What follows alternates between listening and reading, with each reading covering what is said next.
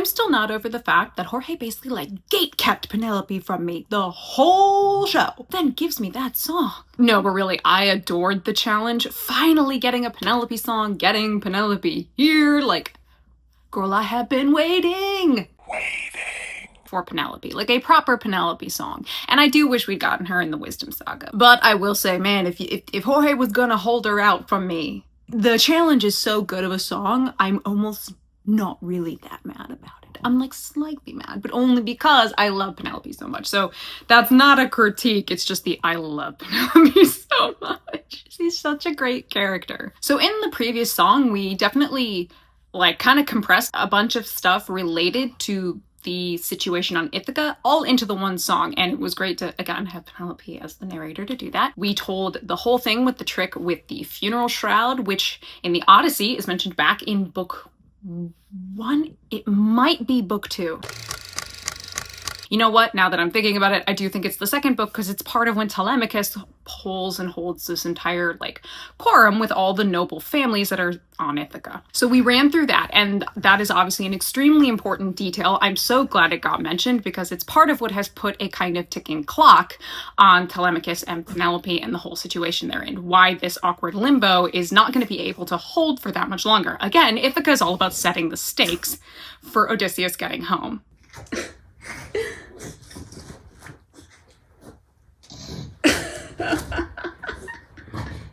You're so silly.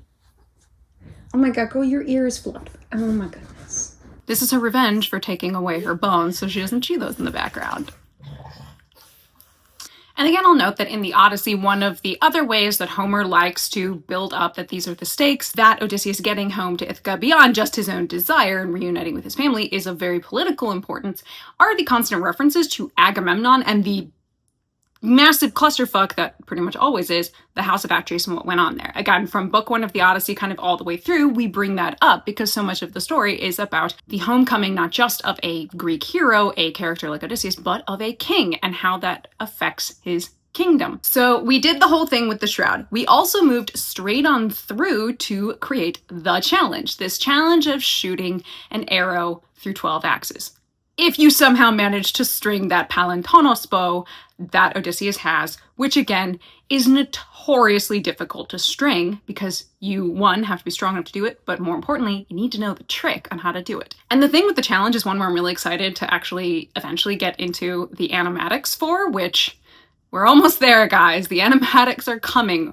We're almost there. We're in the last saga. They're coming right after. I'm excited because it's always, you know, for me, the fun is seeing like, how do you set up the axes? What axes do you use? Where is the hole that they're going to be shooting through? Because you do kind of get room to play because, as I noted in the previous video, there's constant disagreement on like what kind of axes were being used and where exactly were they trying to shoot the arrow through. So I've, the few kind of versions that I have seen of it, they've all been different. And I think that makes it fun. It's moments like that that make adaptation really fun because those are moments where it's like, okay, what choice have you gone for, like, of the options you really have? So I'm definitely curious because I'm sure the people who are compiling me my magical playlist of animatics, I'm sure that if there are at least, I would hope, multiple versions for the challenge or showing us the shooting through the axes, that we get different types of axes or different ways that they're supposed to be making the shot. I would hope for it. That's obviously not to say that like if they all go with the same idea, that's a bad thing. There's nothing wrong with that. It's just one of those things that like, again, super nerdy excitement over. One thing I noted that was kind of important, but again, we've kind of scrunched the timeline, is that we didn't talk about Telemachus at all in the previous song. I mean, and you could say that makes sense. We're really giving Penelope her first proper solo song. As she deserves. But it's important, again, to know what Telemachus was up to. Again, part of his major story, something that Wisdom Saga didn't really hint at or give any nod to is the fact that he has to go off and get information and come back. It is said that he's making a diplomatic mission, which it absolutely was. Again, Greece as a unified country, as an idea, does not exist. All of these separate city-states, if you will, are their own kingdoms. So if you're going to a different city, you're basically going to a different kingdom. So, as the son of a king, it's a diplomatic mission. It's diplomacy. You're doing foreign affairs, if you will. And again, also importantly, meeting specifically with Nestor and Menelaus in order to get information on his father, if they have any, as well as to talk with two kings who've had personal experience in watching thrones and kingdoms be in turmoil of some kind. Although, of course, nobody can personally relate to the situation of what's going on Ithaca. It is exceedingly unique. And that is why Telemachus as a character is sort of sitting there in the first book, like utterly confused and unsure of what to do. Nobody has a hint for what to do in this situation, no matter your training, no matter your education and your upbringing. This is just too unique a situation that without precedent. In addition, we also didn't talk about Odysseus at all. So again, bringing up my eternal jokes, this is the Trojan horse too, but this time it's personal. Odysseus is wandering around the palace. Again, he spends about a whole day kind of checking out Ithaca and specifically his home to gauge what he's up against and to see just how bad it is. And it's bad. He's not happy. We're building his rage and his frustration. And he also gets to have beautiful conversations like with Euryclea, who's like our chief housekeeper and housemaid who was a nursemaid and helped to raise really both him and especially Telemachus, who recognizes him from his very famous scar on his thigh right over his knee that he got in that boar hunt that we talked about way back in Warrior of the Mind, as well as having a conversation with Penelope, but totally in disguise, and he does not reveal himself to her, though it's pretty clear she's starting to clock who he might be. She suspects, or if nothing else, she could suspect this is an example of Theoxenia and this is a god in disguise. But she has an idea that this means Odysseus is coming home soon. Like for her, this plus a lot of other things are portents gathering a sign Odysseus is here, which I do think the challenge captured really beautifully. Again, the lyrics in that song were awesome. I loved the nods to things and that singer's voice. I should stop gushing about the challenge and get on to this next song. But I like to recap and say like, okay, here's where we are and give any preface I can to the Odyssey. And this is hard when, again, I don't know how much we're keeping and I don't know how much we're doing, especially when we've kind of like shrinked a whole bunch into one song. So now we're at Hold Them Down. And I gotta assume the suitors are here. Like, I gotta assume this has something to do with the suitors. I don't quite know what, but it just sounds like it would be. This makes sense. We heard them kind of in the backing choir of the challenge, and we did introduce them in Legendary and Little Wolf. Specifically, we got Antinous, who is this really incredible deep voice that, as much as like I was talking about the disparity between the voices of Telemachus and Antinous and how it made him seem so much older than Telemachus, and I believe I had said he's somewhere around the same age. More correctly, he's probably about 5-ish years older, 5 or 6 years older. But essentially they kind of grew up around the same way, but Antinous is older, but not that much older. So I did misspeak in that video, and I did want to correct myself there. So, if this is the suitors, we have the challenge set. I got the image that while Penelope was singing about this challenge, that we would be seeing it happen, like it's being set up. But again, we don't mention Telemachus, so is Telemachus there? I don't know. But I assume this is the suitors. And I'm just wondering what part of the story this is. Because if we've already set the challenge, are we gonna watch them try to string the bow? Because a whole bunch of them try, and they all fail, which is, again, super satisfying when we know Odysseus is there watching this all happen, just like, fucking hilarious, bro. You thought you could string that? You ain't got thunder thighs like mine. No, but really, like, there's a reason Homer talks about Odysseus's thighs all the time. He's got thighs like tree trunks, and part of that is the trick in how to string the bow is bracing it against your legs. I think I remember correctly. I have also been told that the singer for Antinous, when I said, like, I really do, mostly in comments, I said I really do like his voice. People said, no, there's a song in Ithaka that had everybody, like, questioning themselves. And if this is a suitor's song, like I think it is this the song where I'm gonna get that voice and have to go, God damn it, I need to throw my morals out the window? But all right, let's get into Hold Them Down. Ooh. Low string. Refrain from the challenge. Ooh, nice harmony. Where is he? Where is the man who can string this bow? Ooh. Screw this competition. We've been here for hours. None of us can string this. We don't have the power. Screw this damn challenge. No more delays. Can't you guys see we're being played? Oh, I like that a lot. Yeah, no, this has definitely got to be the song. This has got to be the song. The song that everybody said is gonna, like, make me have to throw my morality out the window because voice. This singer for Antinous really does have an incredible voice. Again, it stands out. You hear it, that's Antinous. I love voices like that. And he is, there is a sense of malevolence and malice to him that is very nice. Like, as much as I was talking about how they were so overtly physically aggressive in, especially Little Wolf, and that I was really thrown by that because it was just like, oh God, no, that'll never happen. Here in this moment where they're all trying to do something physically and they're with each other, I think you can have that sort of like physicality to them, because this is a difficult thing. Again, the draw weight on this bow, especially for the time, was incredibly high, and it's a tricky thing. And he's right, they're being played. And because we mentioned the funerary shroud in the previous song, they know Penelope has played them before. It was a thing. And again, they didn't figure it out for 3 to 4 years until a maid narked on her. But then once they found out, they were extremely upset about it. Now, what's really interesting, the way that they're speaking, it does make it seem like they are alone in the hall doing this. Now, part of the whole thing with the competition was that initially everybody is there to watch, including Telemachus. Obviously, Odysseus is there in disguise, but Penelope is also there overseeing it. And what's really kind of fun about the challenge as you read it in the Odyssey is like the absolute, how do I put it? Like the Greek version of machismo that's on display. Because as one person tries and fails, they're all just like, you know what, maybe we should just forget it and we should give her money or something. And that'll be the person who takes, Penelope to queen. Or like, maybe we should quit and go to someone else. And Antinous is like, what do you mean we don't do the challenge that we quit? It's like, just because you can't string it doesn't mean somebody else can't.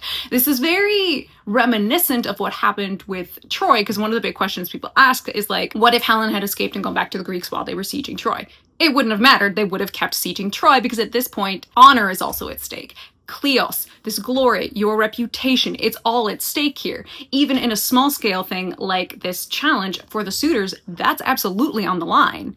Their reputation. So it's so smart to pose this challenge, because it's both a incredibly physical feat, which they would take great pride in, but then it's like the sunk cost fallacy. They can't walk away now, whether or not they maybe want to, because of the relative impossibility of this challenge. So a bunch of people try to string the bow and they fail. Odysseus is watching all of this. Now he's kind of in the back with Telemachus, who by this point knows this is his father. And Odysseus is speaking to various goat herds and servants, basically people who were not on the same esoteric class, if you will, as these noble sons and who are the suitors. And he's making himself known. And he does that with his very special scar over his knee. And again, part of why it was so easy for people who knew Odysseus to recognize the scar is because, like, the skirts, basically, that dudes wore back then were not that long.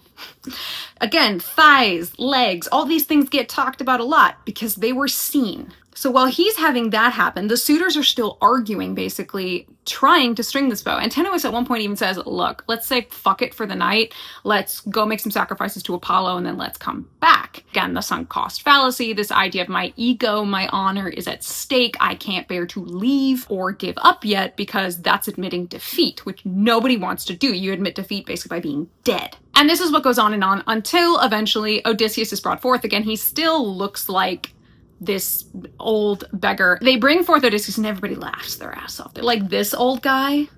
This is who you think will string the bow. Bullshit. Of course he does, and it's fabulous.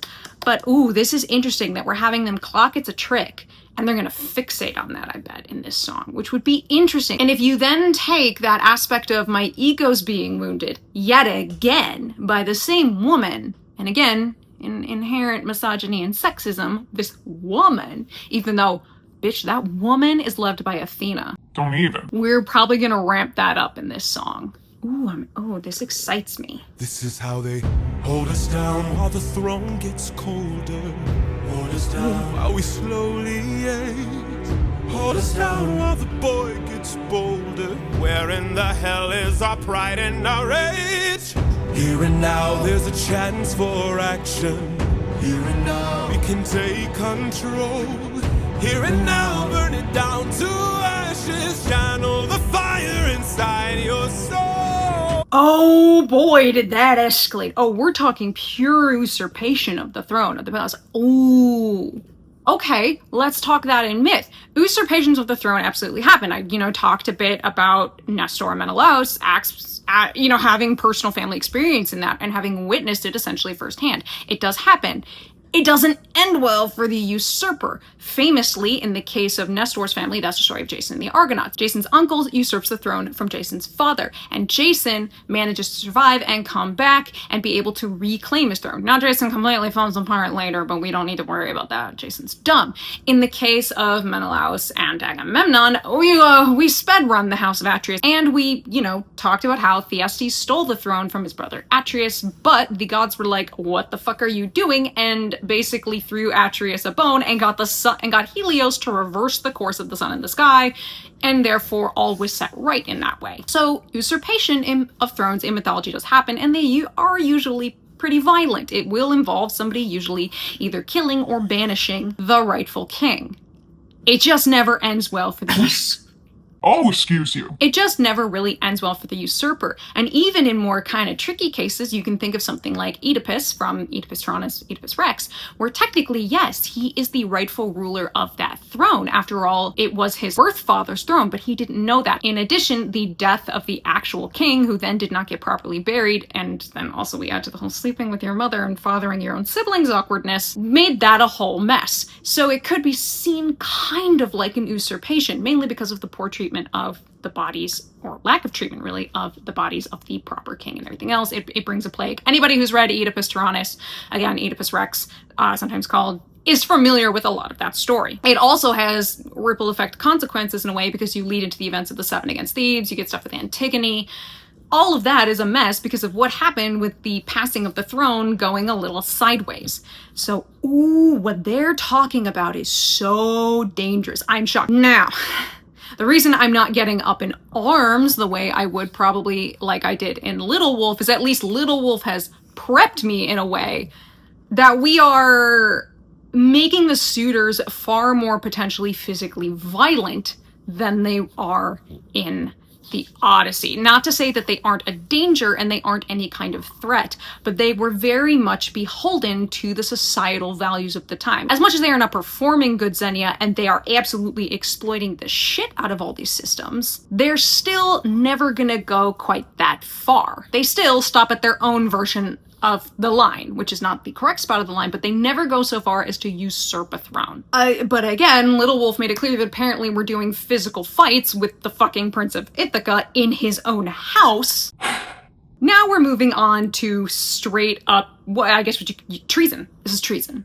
Oh, wow, that's okay. Big stakes. Okay, we haven't had Odysseus sing anything. I can only imagine if you were to stage this, you would have to have Odysseus hiding somewhere in the back. Seen perhaps by the audience, recognized by the audience, but the suitors don't know him. I think that's the only way you could have something like this work, because you need somebody to stop these guys in time, because Antinous is absolutely about to rile these guys up. And the fact that he's talking about, essentially their ego. Again, it's like I said, their ego has been bruised. And making Antinous, I've caught on. He's very much a kind of, it's giving Gaston kill the beast kind of vibes. Interesting.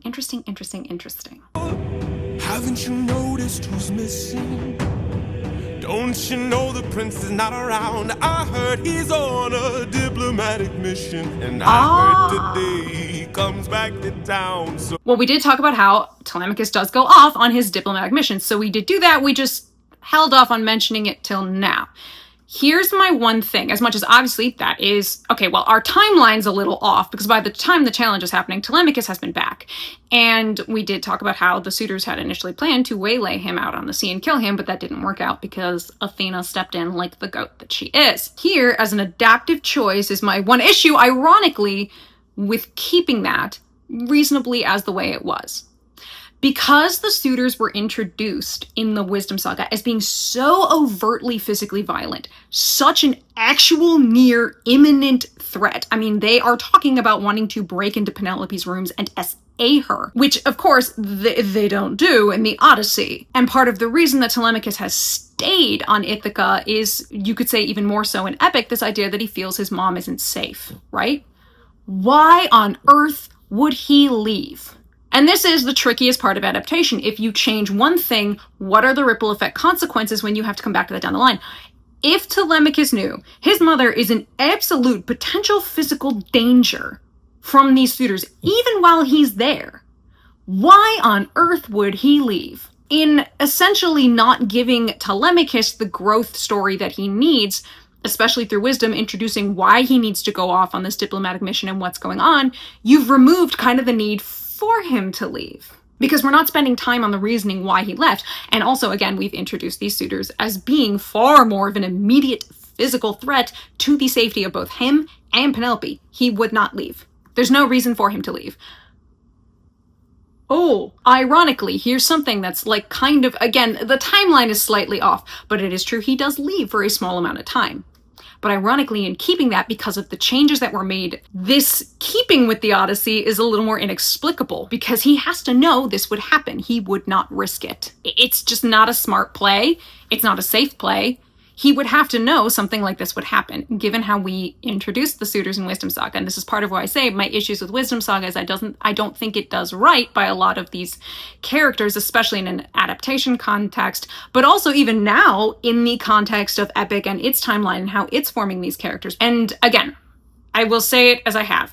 I jokingly call a lot of the stuff that happens in the first 4 books of the Odyssey, which came in Wisdom Saga, sort of, the Telemachus problem. It's the trickiest part to adapt.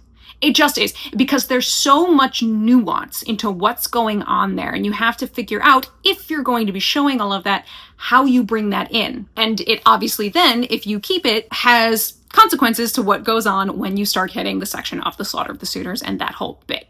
If that makes sense to everybody. I say we gather near the beaches.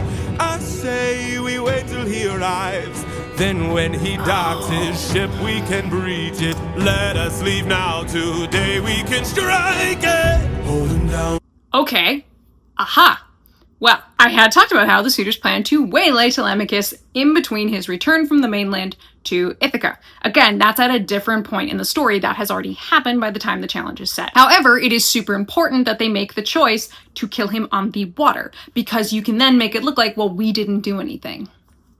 We don't know what happened to him. Maybe bad weather. Maybe he met pirates. Who knows? Raiders from the sea were absolutely a thing that happened in the Bronze Age, because there wasn't any sort of central sea power that was, like, monitoring what was going on there. And again, the big crucial thing is that they're doing it on the sea. They are not doing it in his palace or on his island, or the island that is ruled by his father. Doing it on Ithaka. Again, a proper usurpation. It is such a big no-no. And the suitors were smart enough not to do it. Even in all of their, like, being awfulness, and they were still, at times, because sometimes you do wonder, they were really clever. When they would get a wicked, horrible idea, they were disturbingly clever about it. So this is going in the right direction. But I wish they mentioned, like, we would go, instead of waiting for him at the beaches, get onto our ships.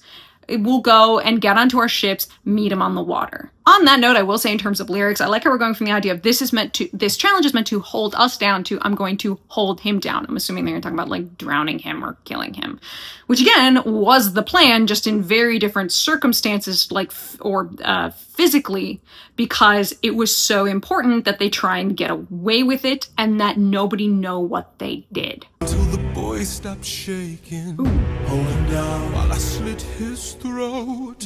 Hold him down while I slowly break his pride, his trust, his faith, and his bones. Cut him down into tiny pieces. Hold him down in the great below. When the crown wonders where the prince is, only the ocean and I will know. Ooh, taking it even further. Holy shit. So this, I don't know if Jorge meant this as a deliberate nod to the story of Jason and the Argonauts, but I mean, in a way it kind of is. I think he's just trying to make them sound as terrible as possible. And again, I commend that he wants them to be as terrible as possible. I do kind of wish they at least kept it. They were doing it on the boat. This bit though, cutting his body into pieces, and in their idea, throwing it in the sea. Oh my god. So if somebody died at sea, normally you would want to, if you could hold on to their body, you did, until you found some nearest bit of, like, an island where you could then give them a proper burial. I'm like, I don't want to know what that smelled like during the heat or at any point, but usually you would try to hold on to the body. Of course, sometimes you couldn't, and that was tragic, but you didn't deliberately chuck a body overboard. You also absolutely did not mangle or maim the body. You did not physically destroy it in that way. This is something that's very important to the story of Jason and the Argonauts, because when Jason and Medea are escaping from her father, the king Aeetes, he sends Medea's brothers after them because they have stolen the golden fleece. Medea's brothers are great sailors. They're catching up to them no matter how good the Argonauts are, and Medea realizes also it's a problem if anything should happen to them and her brothers catch up, and she says, here's what you're going to do. We're going to pull off to a different island. I will lure my brothers to this island, and then you will jump out and we will kill them, and we will cut them up into pieces and scatter their body parts. Which every Greek hearing that would be like, what the fuck? Again, you want to know why the gods so heartily forsake Jason? This is part of the reason why. Because in doing that, she knew her father would follow after his sons. And when he realized they were dead, he would stop to see if he could find all of the pieces of their bodies so he could have them whole and bury them. That's why, even when you killed an opponent, you didn't go out of your way to mutilate their dead body. It's also part of the reason why Achilles' actions in the Iliad, in what he does in desecrating the body of Hector after he kills him, is so fucking appalling. I mean, it's appalling to us. To the Greeks, even like the Greeks, who technically should, like a listener who should be siding with Achilles, because that's the Greeks, if we will, would be like, nah, mate, that's too far.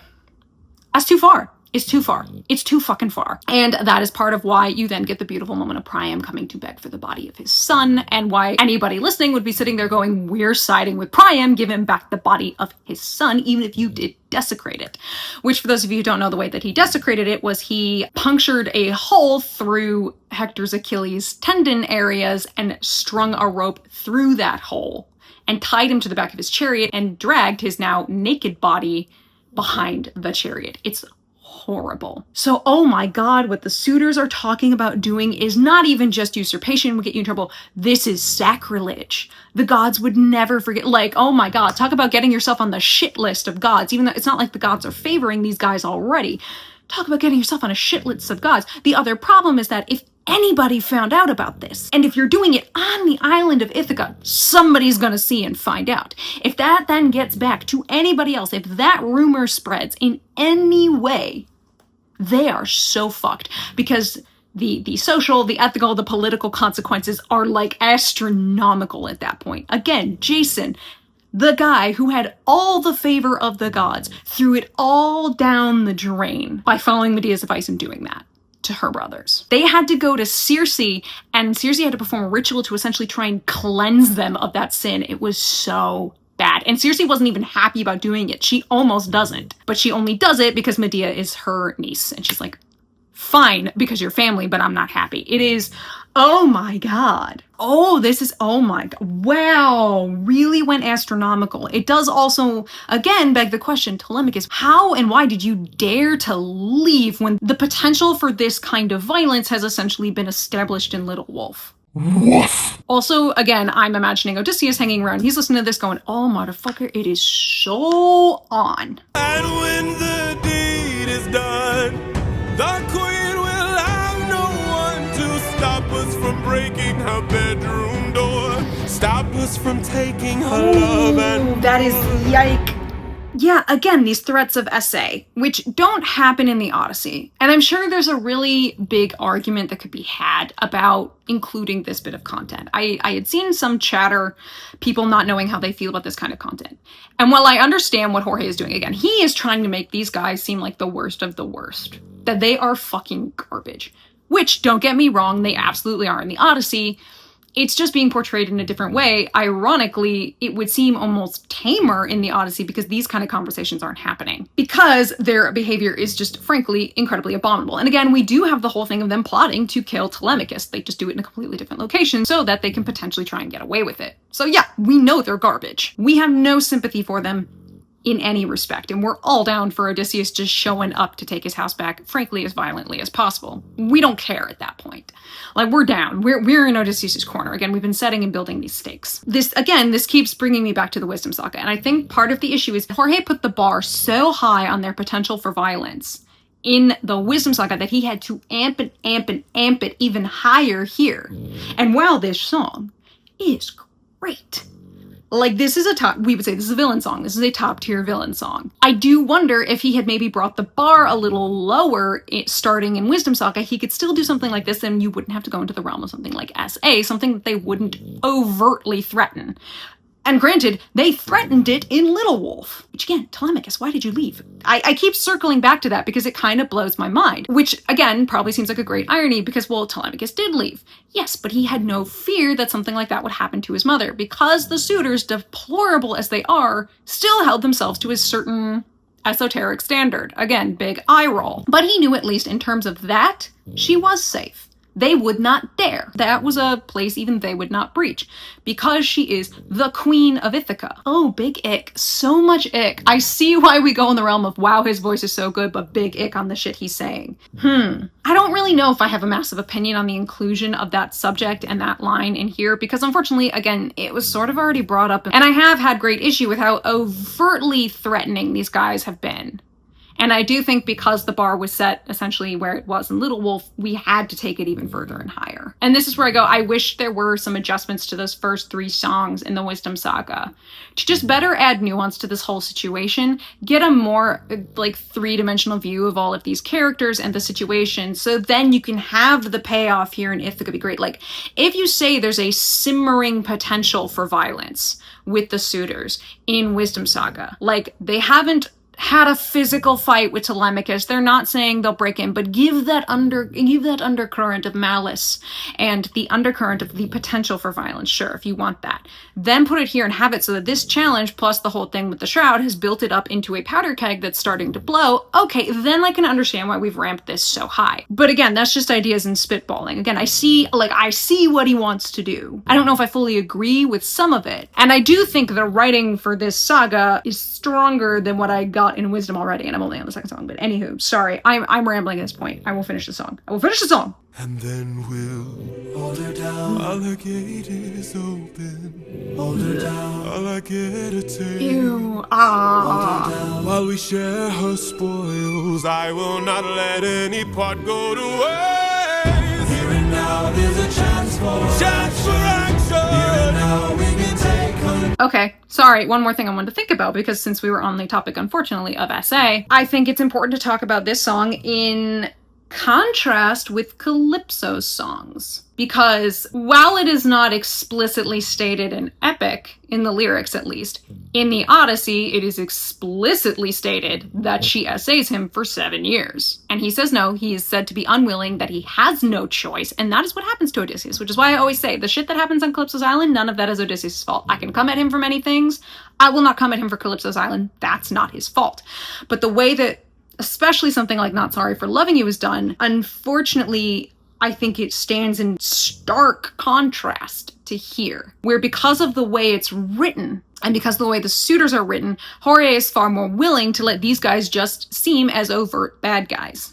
And it's being written in a very dark way, versus Not Sorry for Loving You, which is an absolutely gorgeous melody and song. And the way that it's being sung, it is highly manipulative in the lyrics, but because it's so beautiful, I think that can be missed. Versus something like this, where you can't miss it.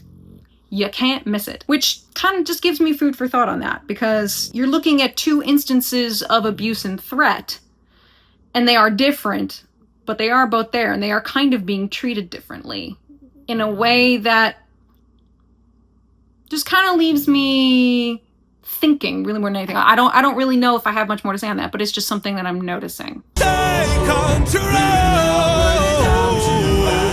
Channel the fire inside your soul and hold him down. Oh my god. Hold him I kind of hate how much you off this. I rasp. Hold him down. Channel the fire inside your soul. Oh, wow. Okay. That is what, if that is what I think it is, and I think that is what I think it is, and I have to go and check. Mary, thank you again for your libretto. As always, I have to go check. Is that the moment that I think it is? And I will explain again in a moment if that is what I think it is. Because I didn't talk about too much about the start of the slaughter of the suitors, mainly because I didn't want to give anything away, but ooh, okay. Antinous receives an arrow to the throat. I'm sad that there's not more detail on that, but okay. Ooh, oh, okay, this is great. I can be nerdy before I start giving final thoughts. Ooh, we love being nerdy before we give final thoughts. I've been waiting for this moment. So good. I want to read to you this bit in the Odyssey, which, I mean, I will say this does make me sad that we're not actually doing the challenge, because there is a fun in that, especially because Odysseus rolls up and does the challenge. So I want to read this bit from the Fagles translation about when Odysseus shoots the arrow, like he strings the bow and makes the trick shot. Odysseus, mastermind in action, once he'd handled the great bow and scanned every inch, then, like an expert singer skilled at lyre and song, who strains a string to a new peg with ease, making the pliant sheep gut fast at either end, so with his virtuoso ease, Odysseus strung his mighty bow. Quickly, his right hand plucked the string to test its pitch, and under his touch it sang out clear and sharp as a swallow's cry. Horror swept through the suitors, faces blanching white, and Zeus cracked the sky with a bolt, his blazing sign, and the great man who had borne so much rejoiced at last, that the son of cunning Cronus flung that omen down for him. He snatched a winged arrow lying bare on the board, the rest still bristled deep inside the quiver, soon to be tasted by all the feasters there. Setting shaft in the hand grip, drawing the notch and bowstring back. Right from his stool, just as he sat, but aiming straight and true, he let fly. And never missing an axe, from the first axe handle clean on through to the last and out, the shaft with its weighted brazen head shot free. Homer loves his drama. I love that. But then I got excited about us shooting Antinous in the throat, because guess what Odysseus does basically like one page over. And not only that, he does it by catching Antinous off guard. So even though Odysseus has just done this challenge, we're in a very, very crowded kind of main hall. And Antinous is not necessarily paying attention, so he gets caught by surprise. With that, he trained a stabbing arrow on Antinous, just lifting a gorgeous golden loving cup in his hands, just tilting the two-handed goblet back to his lips, about to drain the wine, and slaughter the thing on the suitor's mind. Who could dream that one foe in that crowd of feasters, however great his power, would bring down death on him and black doom? But Odysseus aimed and shot Antinous square in the throat, and the point went stabbing clean through the soft neck and out, and off to the side he pitched. The cup dropped from his grasp as the shaft sank home, and the man's lifeblood came spurting from his nostrils, thick red jets. A sudden thrust of his foot, he kicked away the table. Food showered across the floor, the bread and meat soaked in a swirl of bloody filth. And this is where the suitors are now noticing, oh shit, something's happening. Sorry, again, Homer loves his drama. Can you tell I love this story? And this part of the story, again, as I've jokingly said, it's like an orgy of violence. That is what explodes here. Odysseus has had enough. And they talk about him like throwing back his disguise and everything in his glory, and he has this moment of, again, what gets called aristeia, aka excellence. Odysseus plus Telemachus, who is there, of course. And I mean, there are some people who are loyal to Odysseus who are kind of there, but they're not necessarily fighters. Odysseus just goes on he becomes a one-man army. It's awesome. And he starts killing all of them. Telemachus does intercede on behalf of some people, not suitors, mainly like, hey, whoa, that guy's a herald, he didn't do anything wrong, or that guy's okay. Like, this tells you the frenzy that Odysseus ramps up into. Like, he is in a full eyes gone red craze. Very reminiscent of something like, you could say, the rage of Achilles in the Iliad. And it is so satisfying. But anyway, the next song is called Odysseus, which I need this to be the most bonkers slaughter of the suitors ever. Like, I don't even know what to expect from Jorge, because he has given me all sorts of different things, and I'm at the point where I just don't know what to expect. Anywho, hold them down. Again, I noted throughout the whole thing, I really do like the song. Like, it's such a great song, and I said, like, I'm kind of mad how much I love the song, because the content is, like, major ick. I do, again, think this song is sort of a reflection of some of my issues with the Wisdom Saga, where if I think Wisdom Saga got slightly adjusted and tweaked a bit.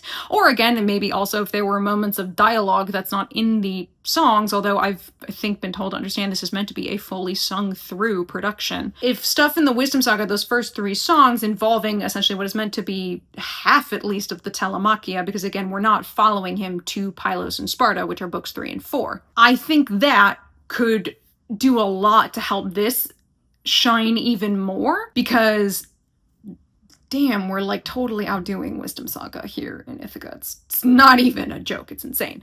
But I also think it'll help in how you can then have this song have even greater impact. Because especially if you take it where there's not a long gap between something like the release of Wisdom Saga and the release of Ithaka Saga, though I don't know exactly when those were. If you're sitting and just watching it either as a show or however you are, like they're still reasonably close together, you're gonna lose some of that impact because we've already gotten Little Wolf and we know they're violent and we know they're gross and we know they want to essay Penelope and all this shit, and that they basically want to kill Telemachus because they have those lines, die little wolf, die. That's a part of the problem, I think, again, as I said, of like starting their bar way too high. If it's more of this sort of simmering undercurrent of potential violence, you then have the explosion here in Hold Them Down, and it gives that even more impact, even more shock value, which already I'm having shock value for many reasons, a lot of them very like cultural mythological context of, oh my god, but I think you just get more impact from that because this song is already fantastic. Like, because I think this song is effective. I just don't think it's as effective as it could be because of something like Little Wolf and Legendary, and the like, basically because of the Wisdom Saga. So the Wisdom Saga sort of looms like a specter over here because, again, I went into this saying, you know, maybe this will change some of my opinions on the Wisdom Saga. Like, if I say, okay, if that's the setup, here's the delivery. I'm like, this delivery is so good. The narrative would have better earned moments like this, and their power truly would shine even more if adjustments were made in the Wisdom Saga. But again, that's just my opinion. Music-wise, this is insane. 2 bangers in a row. Are you kidding? What the heck? Oh my god, this voice for Antinous, bonkers good. His voice, truly such a standout. The way that he sings this character, again, makes me weep for what we could have gotten in the Wisdom Saga, because he could absolutely bring what you would almost call it like a smolder. And not the kind of like funny smolder. I mean like smoldering embers. The idea that there is something lurking in there, that he's not just kind of a mean dude. There's violence lurking in there. I think, oh my god, this singer could do it, because there's so much of it kind of at play in here before we're building to the explosion of violence and potential and this ramping up. Again, this sort of like Kill the Beast type Gaston song. Just, ooh, very well done. Many things, many things. But now we are in to the Slaughter of the Suitors proper. And Telemachus isn't here, which is super interesting because he absolutely is in the Odyssey. He's been here. Again, the timeline's been kind of shifted and scrunched around, but we made it very clear that Telemachus is not here.